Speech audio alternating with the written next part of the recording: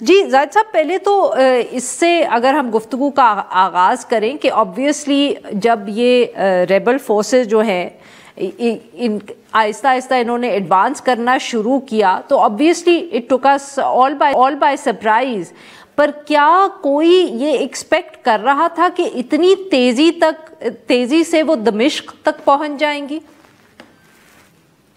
نہیں، بالکل نہیں. یہ میرے خیال جو کچھ ہوا ہے چند دنوں میں وہ بہت ہی تیزی کے ساتھ ہوا ہے. یہ بات صحیح ہے کہ شام میں تقریباً 11 سال سے ایک سول وار رہی تھی، لیکن پچھلے چند سالوں سے ایسا لگتا تھا کہ بشار الاسد جو ہے کہ حکومت جو ہے مضبوط ہے، اب ان کو کوئی فکر نہیں ہے.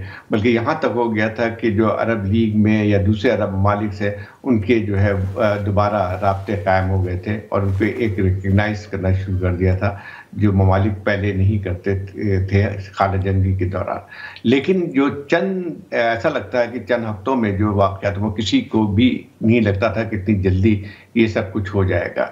اور میں سمجھتا ہوں کہ اس کی کئی بنیادی وجوہات ہو سکتی ہیں. ایک تو یہ بات تھی کہ کہا جاتا ہے کہ بشار الاسد جو ہے وہ کافی کمپلیسنٹ ہو گئے تھے کہ ان کی حکومت اب مضبوط ہے، ان پہ باغیوں کو یا جو بھی ریزسٹنس تھی اس کو انہوں نے ختم کر دیا ہے. لیکن اس کے ساتھ ساتھ جو ہے جو دوسرے جو ڈیولپمنٹ ہو رہی تھی آس پاس، اس کا بھی مجھے لگتا ہے کہ اس کا اثر بھی پڑا تھا. ایک تو یہ بات ضرور ہے کہ بشار الاسد کو جس نے یعنی پراپ اپ کیا ہوا تھا، جس کی حکومت کو ایک بنیادی طور پہ اس میں ایران کا بہت بڑا حصہ تھا اور روس کا بہت بڑا تھا. تو یہ دونوں جو ممالک نے ایک لحاظ سے جو پچھلی جو خانہ جنگی بھی ہوئی تھی اس میں بھی انہوں نے ریسکیو کیا تھا الاسد کی حکومت کو. تو وہ ان کو یہ ضرور لگا کہ رشیا نے بھی اپنی ایک حد تک خود ان کی بھی مجبوریاں تھی، یوکرین میں جنگ میں پھنسے ہوئے تھے، ایران بھی جو ہے وہ بالکل ٹھیک. معاف کریے گا زاہد صاحب، آپ کی بات یہاں کاٹ رہی ہوں. اعزاز چودھری صاحب بھی ہمارے ساتھ موجود ہیں، سابق سیکرٹری خارجہ ہیں، اگر آپ اجازت دیں تو ان کو بھی گفتگو میں شامل کر لیں. اعزاز صاحب، آپ نے زاہد حسین صاحب کی بات سنی ہوگی. سر آبویسلی ایک جو ایک لارجر کانٹیکسٹ ہے ایران کا، روس کا، مڈل ایسٹ کا، اس میں اس سے بھی بہت فرق پڑا.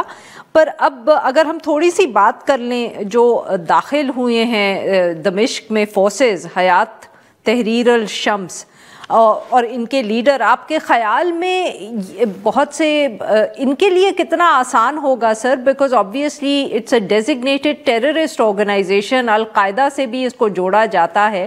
تو دنیا اب کیسے اس کو دیکھے گی؟ کیونکہ یہ بھی گفتگو ہو رہی ہے کہ شاید ان کا نام اب ٹیررسٹ کی لسٹ سے نکال دیا جائے ان کی تنظیم کا.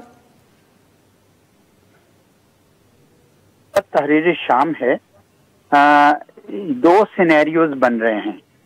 ایک سینیریو تو یہ ہے کہ یہ شاید سٹیبلائز کر دیں اور خانہ جنگی روکنے میں مدد کریں، کیونکہ اس وقت جو انڈیکیٹرز انہوں نے دیے ہیں ابھی تک، ایک تو انہوں نے وہ کرسچینز کے چرچز کو اقلیتوں کے معاملے میں نہیں کوئی یعنی بلکہ پازیٹیو رول پلے کیا ہے. انہوں نے ان کے وزیر اعظم کو چلنے دیا ہے، انہوں نے کہا ملٹری انسٹالیشنز پہ ادھر حملے نہ کیے جائیں. تو میرے خیال میں یہ ان کی ترکیب اچھی ہے. اگر یہ اس طرف چلیں تو شاید ان کا وہ ٹیررزم کا جو چارج تھا ان پہ یو ایس کی طرف سے وہ بھی شاید ہٹ جائے، کیونکہ اس کے جو ونرز ہیں ترکی آف کورس سب سے بڑا ہے، لیکن اسرائیل بھی ہے، یو ایس بھی ہے، کسی حد تک سعودی عربیہ بھی ہے، اور ایک سنی رجیم، سنی پاپولیشن پہ ایک شیعہ رجیم تھی وہ ہٹی ہے. تو یہ سب کے سب یہ میرے خیال میں چاہیں گے کہ یہ کسی طریقے سے کامیاب ہوں اور یہاں پہ کسی قسم کا ایک سٹیبل آرڈر آ جائے. تو ایک تو یہ سینیریو ہے. دوسرا سینیریو زیادہ بھیانک اور خطرناک ہے، وہ یہ ہے کہ اگر یہ اسی طرح اپنی ایکسٹریمسٹ ٹینڈنسیز رکھیں اور کنٹرول نہ کر پائیں تو یہ پورے خطے میں ایک بہت بڑی تشویش کی لہر پھیل جائے گی. کیونکہ یہ ایک جو پریسیڈنٹ ہے کہ ایک نان اسٹیٹ ایکٹر کچھ اپنی طاقت سے اور کچھ باہر کی طاقت سے لے کر حکومت کو ہٹا کے قبضہ کر لے، یہ کوئی بہت زیادہ اچھا سینیریو نہیں ہے. اس سے میرے خیال میں اس وقت خوف ہوگا، جارڈن کے اندر بھی ہوگا، لیبنان تو پہلے ہی اس مشکل میں گھرا ہوا ہے، عراق کے اندر بھی، اور کسی حد تک گلف کی جو شیخڈمز ہیں اور ایجپٹ بھی، جہاں پہلے اخوان المسلمون کو انہوں نے ہٹایا تھا. تو میرے خیال میں سارے اس وقت چاہیں گے کہ یہ کسی طریقے سے یہ آرڈر جو ہے نا اسٹیبلائز ہو جائے. اسد کی پاپولیرٹی کافی حد تک گر گئی تھی.